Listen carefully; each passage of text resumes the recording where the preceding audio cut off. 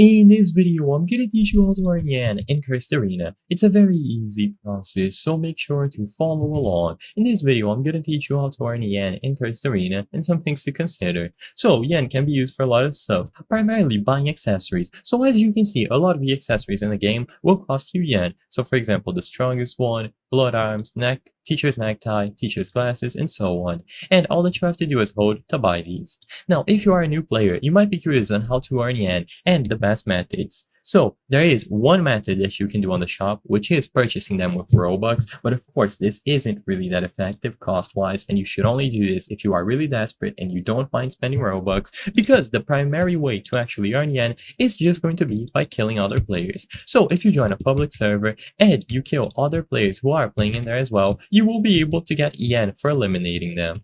Of course, I am recording this video on a private server, so I won't be able to actually get yen from killing these dummies, but if you are playing with other random people and you kill them, you would get yen. You would see the amount of yen that you have at the top right corner of the screen if you are playing on a public server with other people and you kill them, and you will be able to spend yen in a variety of ways, primarily accessories, but you might also find some NPCs like King, for example, who offers you the option to open the gates, which will give you upgrades to specific moves like Flame Arrow. Regardless, this is all you have to do to get yen. Just kill other players, and like I said, I apologize for not being able to demonstrate this on a public server, but regardless, this is all you have to do. By killing other players as any character using any move in any way that you like, you will be able to get yen. So if you want to farm a lot of yen quick, the best method is going to be by selecting a character that you really like, a character that you are good with, and you will be able to farm kills over and over by playing as them. There's no secret, you just have to keep killing people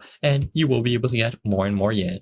I hope I was able to help you on how to get yen in Cursed Arena. If this video helped you, please be sure to leave a like and subscribe for more very easy tips. Thank you for watching.